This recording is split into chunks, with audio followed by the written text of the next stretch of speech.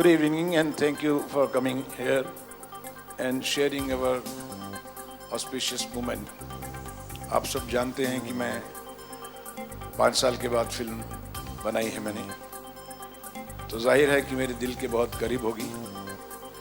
और मुझे एक अच्छी बात जो एटमॉस्फेयर में ये लगती है कि इस बार मेरे दोस्तों की दुआएं बहुत ज़्यादा हैं मेरे साथ, यहाँ तक कि कुछ दुश्मनों की भी दुआएं इस पिक्चर के चलने के लिए हैं। सब चाहते हैं कि सुभाष घई की ये फिल्म चले, लोगों को पसंद आए, और इसका शुक्रिया मैं अपनी पूरी टीम को करूँगा, म्यूज़िक डिपार्टमेंट, हर डिपार्टमेंट को, उन्होंने मुझे प्रोत्साहित किया।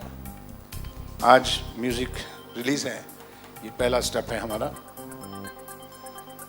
कांची का म्यूज़िक जो है वो भी मेरे लिए एक बहुत बड़ा चैलेंज था, क्योंकि कांची फिल्म जब मैंने सोची तो मेरी आदत है कि जब मैं फिल्म सोचता हूँ, कहानी सोचता हूँ, लिखना शुरू करता हूँ तो कहीं ना कहीं से दूर से कुछ म्यूज़िक बजना शुरू हो जाता है। बैकग्राउंड के साथ ही मैं कुछ सीन लिखने शुरू कर देता हूँ, उसी तरह से कुछ हिलने डुलने लग जाता हूँ, एक बच्चे की तरह खेलने लग जाता हूँ अपने कैरेक्टर के साथ, अपने पात्रों के साथ, और कहानी बुनने में लग जाता हूँ। आपको मालूम है कि कांची मुझे इंस्पायर की होगी, तभी तो मैंने ये फिल्म बनाई। लेकिन म्यूज़िक डायरेक्टर इसका कौन हो, ये एक बहुत बड़ा चैलेंज था मेरे लिए। मैं जानता हूँ कि म्यूज़िक ने बहुत बदलाव आया है, म्यूज़िक एक बहुत अलग तरीके से अपना जॉनर बना चुका है, लेकिन एक चीज़ जो ख़त्म नहीं कर सका आने वाला टाइम भी, या ये टाइम, वो ये कि म्यूज़िक की आत्मा। आज भी जो गाने जिनमें आत्मा है वो गाने बहुत बड़े हिट होते हैं और बहुत लंबे चलते हैं। दो ही तरीके से म्यूज़िक बन सकता है, एक तो ये है कि रिदम से, जब रिदम का म्यूज़िक बनाएंगे तो नाच होगा, नाच होगा तो 1 हफ्ते, 2 हफ्ते, 1 महीने, 6 महीने वो गाना खूब चलेगा, लेकिन 6 महीने बाद वो गाना याद नहीं रहेगा। लेकिन जब गाना आपको रूह से बनाया जाएगा, दिल से बनाया जाएगा, तो वो गाना आपको बरसों तक याद रहेगा। अगर आज ये धुन सुन रहे हैं पियानो में तो आपको याद है आज, लेकिन इसमें अगर आप देखें तो नाच वाले चोली के पीछे गाना नहीं था, इसमें दूसरे गाने थे। चोली के पीछे बहुत बड़ा लंबा हिट हुआ था, लेकिन गाने वही जो दिल को छुए। तो दिल को छूने के लिए मुझे म्यूज़िक कंपोज़र जो याद आए, वो मुझे याद आए इस्माइल दरबार। Please give a big hand. जिन्हें बहुत कम लोग जानते हैं, कि सब समझते हैं कि इस्माइल दरबार जो हैं क्लासिकल, इंडियन क्लासिकल में बहुत निपुण हैं, गुणी हैं। बहुत कम लोग जानते हैं कि इस्माइल दरबार की नॉलेज वेस्टर्न सिम्फनीज़ के लिए बहुत ऊंची है। He has a great knowledge of the western symphonies as well as the Indian classical music. And I was surprise when I was working with him. He really gave a different dimension to the music, I would say, and my choice was right. And फिर immediately जो मैंने सोचा कि इस कहानी को अच्छे तरीके से गानों में कौन बता सकता है, बख्शी साहब तो मैं हमेशा याद करता ही हूँ। वो मेरे हमेशा मेरे दिल थे, मेरी जान थे, मेरी कहानी को मुझसे ज़्यादा समझते थे, मेरी कहानी के दर्द को मुझसे ज़्यादा समझते थे। तो उसके बाद मुझे याद आए इरशाद कामिल। लेकिन हमारी कहानी जो है, एक रूरल लड़की गोज़ टू सिटी, तो उस जो कैरेक्टर है कांची का, वो भी 6 रंग बदलता है। पहले अपने रूरल इनोसेंस में है, फिर अपने रूरल एग्जिस्टेंस में है, फिर वो इवॉल्वमेंट में है, फिर वो सिटी में जाके आस्ता आस्ता रूरल इंटेलिजेंस यूज़ करने शुरू करती है। तो उसकी जो जितनी यात्रा है उसके अंदर उस बात में साउंड बदलती चली जाती है, और जब वो सिटी पहुँचती है तो एक अजीब सी साउंड उसको सुनाई देती है, और उस साउंड को सुनती है। वो है वेस्टर्न साउंड, वो जो बॉम्बे की साउंड होती है। उसके लिए मुझे लगा कि अगर कोई जस्टिफिकेशन कर सकेगा तो वो मैंने चुने सलीम सुलेमान। और मैं आज कह सकता हूँ कि इस्माइल दरबार जी का बहुत बड़ा जिगरा है कि जो उन्होंने कबूल किया कि चलो सुभाष जी आपकी फ़िल्म है, तो ये 2 फिल्में भी, अगर दूसरा म्यूज़िक डायरेक्टर भी होगा तो चलेगा मुझे। फिर मैंने सलीम सुलेमान से कहा तो सलीम सुलेमान ने भी कहा, नहीं सुभाष जी, इस्माइल जी बहुत गुणी म्यूज़िक कंपोज़र हैं और हमें खुशी होगी कि हम उनके साथ मिलकर काम करें। तो आज हमारे जितने 9 ट्रैक्स हैं, 9 ट्रैक्स में जो 7 ट्रैक हैं वो इस्माइल दरबार जी के हैं, और 2 ट्रैक जो हैं वो सलीम सुलेमान साहब के हैं। जब आप सुनेंगे तो ही इसके बारे में जजमेंट कर सकेंगे। तो ये मेरा एक चैलेंज था इस म्यूज़िक के लिए। और अब मैं ये कहूँगा कि रुचि जी आप कुछ। जब ये फिल्म की कहानी सुनाई उन्होंने और कहा कि इस बार ना हम दिल दे चुके सनम ना देवदास, तो मैं डर गया। मतलब उससे बड़ा क्या हो सकता है, मगर वो हो सकता था, वो सुभाष जी को पता था। और जैसे जैसे उन्होंने मुझे बताया कि देखिए इस्माइल भाई, इस गाने में बड़े बड़े ड्रम का साउंड चाहिए, तो जैसे आपने टाइटल ट्रैक में सुना, तो हर चीज़ के बारे में कि उससे अलग करना है तो क्या कर सकते हैं। और हम लोगों ने बहुत मेहनत की। काफ़ी टाइम ऐसा लगता था कि यार बहुत पता नहीं क्या होगा, बड़ा गुस्सा आता था। लेकिन जब फाइनल हम लोग का गाना कंप्लीट हो जाता था तो तब मैं एक ही बात सोचता था कि thank you so much Subhash ji, अगर आपकी बात सुनी ना होती तो शायद ये अलग ना होता। तो इसका क्रेडिट मैं सुभाष जी को देना चाहूँगा। नो डाउट मैंने मेहनत की है, मगर जब किसी शोरूम में हम जाते हैं और शोरूम में माल तो आप देखते हो सब अच्छा ही रहता है, लेकिन एक स्पेशल चीज़ होती है जिसकी परख होती है किसी को, तो वो है सुभाष जी। उन्होंने परखा मुझे और मुझसे अच्छा काम निकलवाया। Thank you Subhash ji, thank you so much. 11 साल पहले की बात है।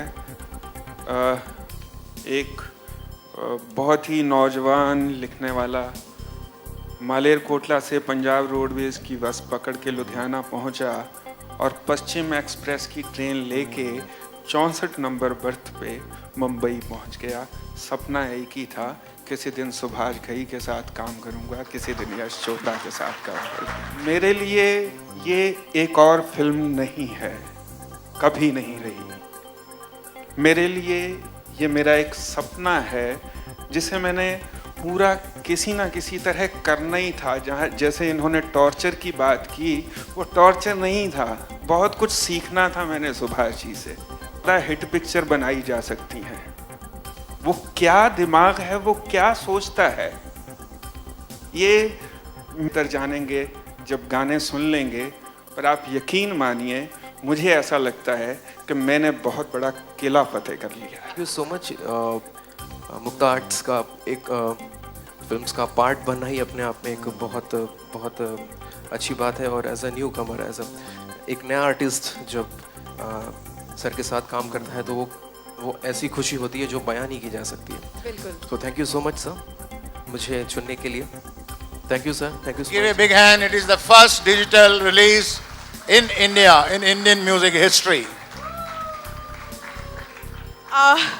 So this is an application which will be distributed at 2,500 outlets across India. All that you have to go to is go to a shop, give your phone, and the entire application will be loaded. The application has full songs. It's got beautiful images of Kachi. It's got making of Kachi, and it's also got the synopsis. So it's like one-stop shop. It's a one showcase of Kachi. It's the first time that we've done something like this. This is also going to be available on all the app stores.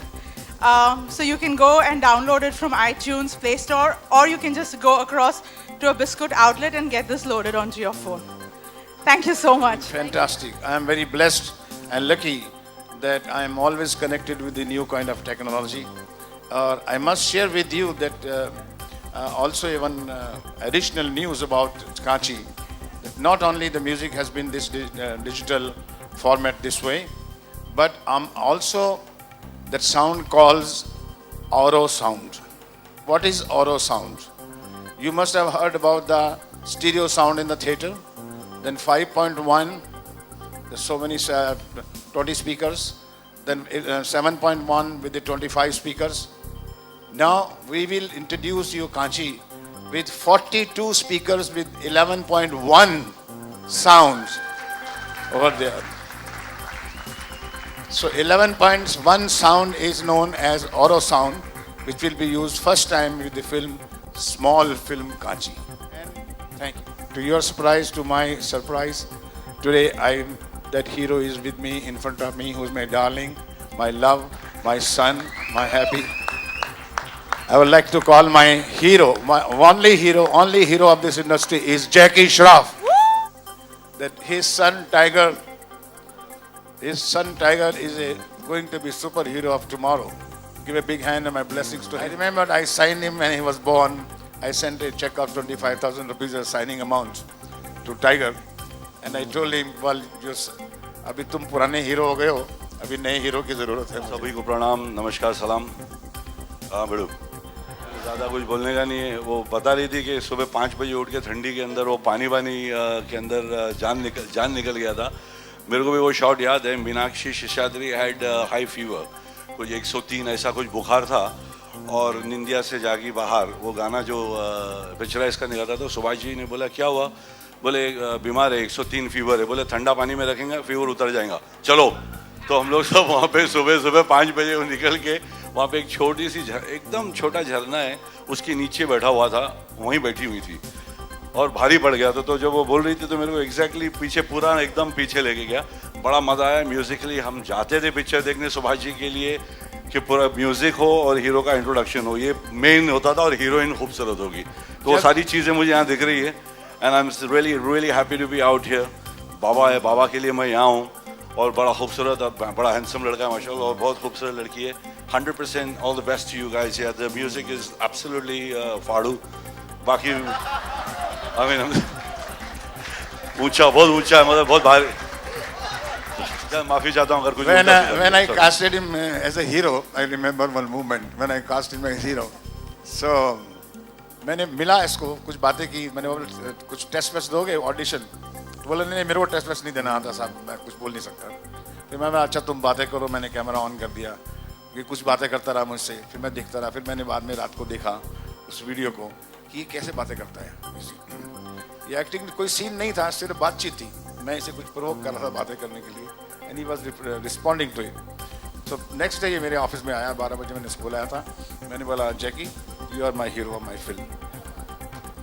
बिल्कुल ऐसा कुछ नहीं था. इन्होंने कभी मेरा कोई screen test नहीं लिया. इनको बोला कि स्क्रीन टेस्ट की जरूरत ही नहीं है. वो युद्ध पिक्चर के लिए इन्होंने मेरा स्क्रीन टेस्ट लिया था.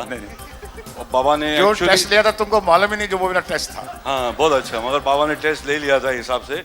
और पहले दिन ही 2 जो इसने कहा अभी कि मेरी हीरोइन को 103 बुखार हो गया था मीनाक्षी को, एंड मोस्टली मेरी पिक्चरों में जब मैं जिस न्यू कमर को लेता हूँ उसको 103 बुखार होता है.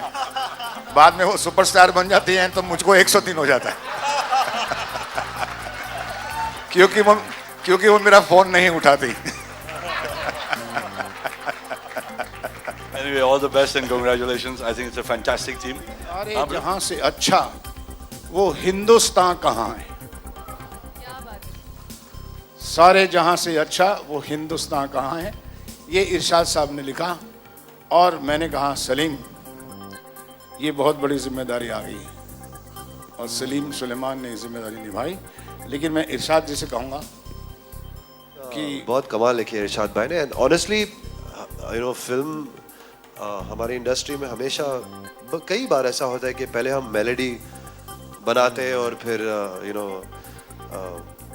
जो गीतकार होते हैं वो गाना लिखते हैं वो मेलोडी पे. पर इस बार सुभाष जी और इरशाद भाई just walked in with the lyrics. बोला कि गाना तैयार है, रख लो. एंड वो गाने की स्पिरिट और उसकी जो असर है उसको सुन के उसको पढ़कर उसको ट्यून में तर्ज में ले आना मुश्किल काम था.